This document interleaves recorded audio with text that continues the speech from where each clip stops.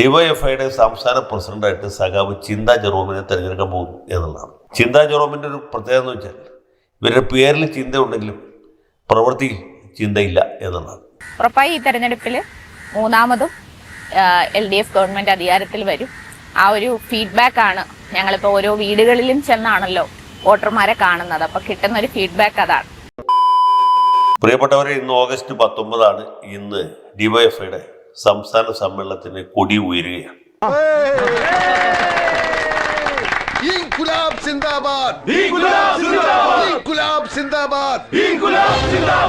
നാളെയാണ് ഇതിന്റെ ഔപചാരികമായ ഉദ്ഘാടനം.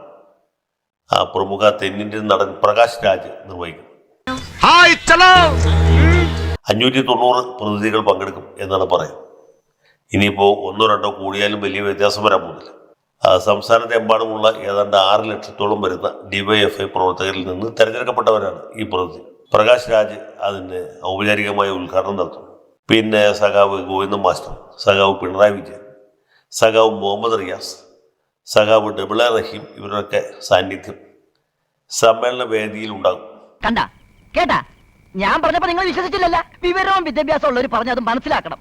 മനസ്സിലായ യുവ സഖാക്കൾക്ക് മാർക്സിസം ലെനിനിസത്തിന്റെ പ്രാരംഭ പാഠങ്ങൾ പറഞ്ഞു കൊടുക്കാൻ എങ്ങനെയാണ് കർമ്മശേഷിയോടുകൂടി ഈ VD സതീശൻ ഭരിക്കുന്ന കേരളത്തിലും നരേന്ദ്രമോദി നയിക്കുന്ന ഇന്ത്യയിലും വിപ്ലവകരമായിട്ട് പ്രവർത്തിക്കാൻ കഴിയുക, എങ്ങനെയാണ് വിപ്ലവ കേരളത്തെ കൈപിടിച്ച് ഉയർത്തുക, എങ്ങനെയാണ് നഷ്ടപ്പെട്ടു പോയ ഭരണാധികാരം തിരിച്ചുകൊണ്ടുവരിക, പ്രതിപക്ഷത്തിരിക്കുമ്പോൾ സഖാക്കളുടെ ഉത്തരവാദിത്തങ്ങൾ എന്തൊക്കെയാണ്, സഖാക്കളുടെ ചുമതലകൾ എന്തൊക്കെയാണ്, എങ്ങനെ ബുദ്ധിപരമായിട്ടും സർഗാത്മകമായിട്ടും ഇവിടെ പ്രവർത്തിക്കാൻ കഴിയും, എങ്ങനെയാണ് ജീവിച്ചിരിക്കുന്ന നേതാക്കന്മാർക്ക് കുഴിമാടം ഒരുക്കുക, എങ്ങനെയാണ് മുഖ്യമന്ത്രിയുടെ മൃതദേഹം അത് പ്രതീകാത്മകമായിട്ട് കൊച്ചി കായലിൽ ഒഴുക്കുക, എങ്ങനെയാണ് ചീഫ് ജസ്റ്റിസിനെ വഴിയിൽ തടയുക, എങ്ങനെയാണ് ഇൻസ്റ്റോലേഷൻ ആർട്ടിൽ കഴിവ് തെളിയിക്കുക, ഇങ്ങനെയുള്ള കാര്യങ്ങളൊക്കെ സഖാക്കൾക്ക് പറഞ്ഞു കൊടുക്കാനുള്ള ശില്പശാലകളും ഇതുമായി ബന്ധപ്പെട്ടുണ്ടാകും എന്നാണ് ഞാൻ വിചാരിക്കുന്നത്.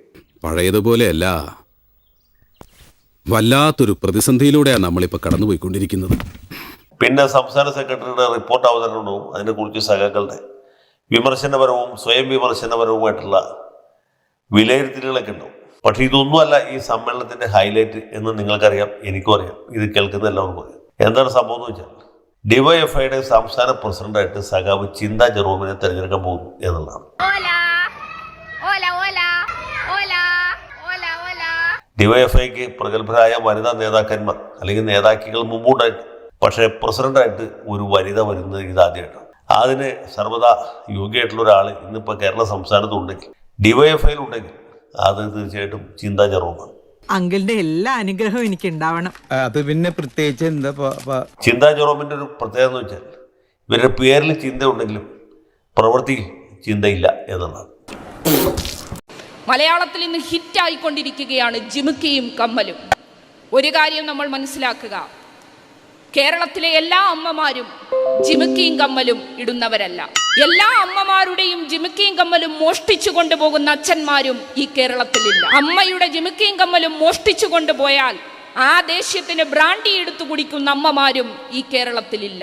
എന്തുകൊണ്ട് ജിമിക്കിയും കമ്മലും ഹിറ്റായി മാറുന്നു എന്നുള്ളത് നമ്മൾ ചർച്ചയ്ക്ക് വിധേയമാക്കണം. അപ്പോൾ നമ്മൾ അറിയാത്ത ചില സംസ്കാരം, നമ്മൾ കേട്ട ശീലമില്ലാത്ത ചില സംസ്കാരം ഈ നാട്ടിലേക്ക് കടന്നു വരികയാണ്. ചിന്ത കൂടാതെ എന്തും വിളിച്ചു പറയാനുള്ള കഴിവും പ്രാപ്തിയുമാണ് അവരെ ഡിവൈഎഫ്ഐയുടെ സമുന്നത നേതൃസ്ഥാനത്ത് എത്തിച്ചിരിക്കുന്നത്. ഉറപ്പായി ഈ തെരഞ്ഞെടുപ്പിൽ മൂന്നാമതും LDF ഗവൺമെന്റ് അധികാരത്തിൽ വരും. ആ ഒരു ഫീഡ്ബാക്ക് ആണ് ഞങ്ങളിപ്പോൾ ഓരോ വീടുകളിലും ചെന്നാണല്ലോ വോട്ടർമാരെ കാണുന്നത്. അപ്പോൾ കിട്ടുന്ന ഒരു ഫീഡ്ബാക്ക് അതാണ്. പിന്നെ ചിന്ത ജെറോമിന് വേറൊരു ഗുണം കൂടിയുണ്ട്. അവര് ഇംഗ്ലീഷ് സാഹിത്യത്തിൽ ബിരുദവും ബിരുദാനന്തര ബിരുദവും അതിലുപരി ഗവേഷണ ബിരുദവും നേടിയിട്ടുള്ളതാണ്. വൈലോപ്പിള്ളിയുടെ വാഴക്കുലയെക്കുറിച്ച് നടത്തിയ പഠനത്തിന് കേരള സർവകലാശാലയിൽ നിന്നാണ് ചിന്തയ്ക്ക് ഇംഗ്ലീഷ് സാഹിത്യത്തിൽ ഡോക്ടറേറ്റ് കൊടുത്തിട്ടുള്ളത്. അങ്ങനെ ഇംഗ്ലീഷ് സാഹിത്യത്തിൽ ഡോക്ടറേറ്റുള്ള, ഇംഗ്ലീഷ് ഭാഷ അതിമനോഹരമായിട്ട് സംസാരിക്കാനും എഴുതാനും ഇംഗ്ലീഷിൽ ചിന്തിക്കാനും കഴിവുള്ള പ്രാപ്തിയുള്ള അതിപ്രഗത്ഭയായ ഒരു നേതാവാണ് സഖാവ് ചിന്ത Jerome. Politics and youth have a very problematic and very difficult relationship.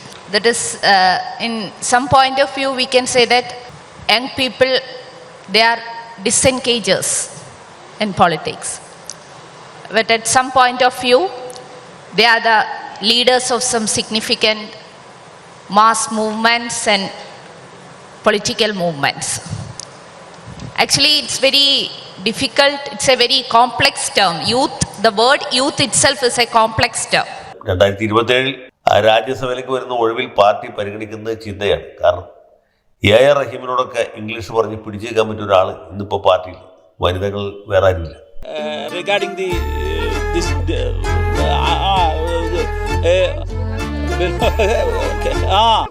how many of them? So the government. So because why did here? Why only the poor? Why only the? അപ്പോൾ സഖാവ് ചിന്താ Jerome കൂടി ഡിവൈഎഫ്ഐയുടെ നേതൃനിരയിലേക്ക് വരുമ്പോൾ, സംസ്ഥാന president ആകുമ്പോൾ എന്ത് സംഭവിക്കുന്നു വെച്ചാൽ, പാർട്ടിയുടെ ദേശീയ നേതൃത്വത്തിൽ ആഗോള തമാശക്കാരനായ സാക്ഷാൽ MA ബേബിയുണ്ട്, സംസ്ഥാന നേതൃത്വത്തിൽ MP ഗോവിന്ദൻ മാഷുണ്ട്, ഡിവൈഎഫ്ഐയുടെ അഖിലേന്ത്യാ നേതൃത്വത്തിൽ സഖാവ് ഡബിള റഹീമുണ്ട്, സംസ്ഥാന നേതൃത്വത്തിൽ സഖാവ് ചിന്താ ജെറോമുണ്ട്, SFIയുടെ സംസ്ഥാന പ്രസിഡന്റായിട്ട് സഖാവ് ശിവപ്രസാദുണ്ട്. അങ്ങനെ മൊത്തം തമാശക്കാരുടെ ജോക്കർമാരുടെ ഒരു വലിയ നിര തന്നെ ഈ പാർട്ടിയെ നയിക്കാൻ, യുവജന സംഘടനയെ നയിക്കാൻ, വിദ്യാർത്ഥി സംഘടനയെ നയിക്കാൻ ഉണ്ട്. ഈശ്വര, ഇവിടെ ആരുമില്ലല്ലോ ഇതൊന്ന് പറഞ്ഞു ചിരിക്കാനായിട്ട്. ഇപ്പൊ കേരളീയർക്ക് ഇനിമേൽ സിനിമാല കാണേണ്ട ആവശ്യമില്ല, അല്ലെങ്കിൽ ചിരിക്കുടുക്ക കാണേണ്ട ആവശ്യമില്ല, ഈ ഗം പോലെയുള്ള വിനോദ പരിപാടികൾ കാണേണ്ട ആവശ്യമില്ല. വെറുതെ TV ഓൺ ചെയ്താൽ മതി, സഖാവ് ചിന്താ ജെറോം വരും, സഖാവ് ശിവപ്രസാദ് വരും, അത് പോരെങ്കിൽ സഖാവ് ഗോവിന്ദൻ മാഷ് വരും, പിന്നെ അഖിലേന്ത്യയിൽ നിന്ന് ബേബി സഖാവും ഡബിള റഹീം സഖാവും വരും. മൊത്തം നമ്മുടെ ജീവിതം ചിരിച്ച് ചിരിച്ച് ചിരിച്ച് മരിച്ചു പോകുന്ന അവസ്ഥയിലേക്ക് എത്തും.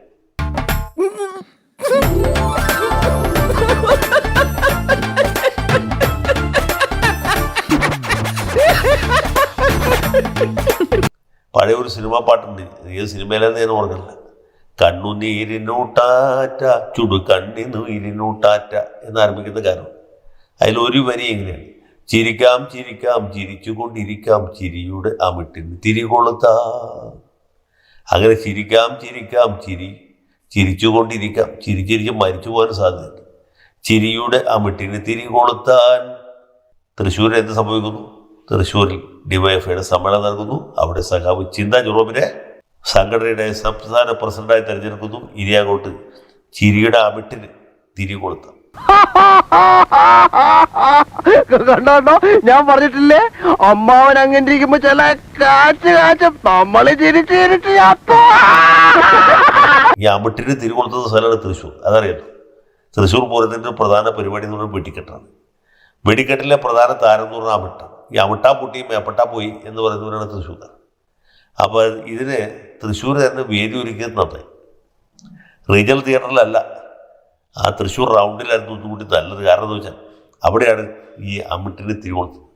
അങ്ങനെ ചിരിയുടെ അമിട്ടുമായിട്ട് സഖാവ് ചിന്താ ജെറോം വരികയാണ്. അതോടൊപ്പം തന്നെ ശിവപ്രസാദുണ്ട്, ഗോവിന്ദൻ മാഷുണ്ട്, ബേബി സഖാവുണ്ട്, റഹീം സഖാവുണ്ട്. ഇനി നമുക്ക് ചിരിച്ച് ചിരിച്ച് മരിക്കാനാണ് യോഗം.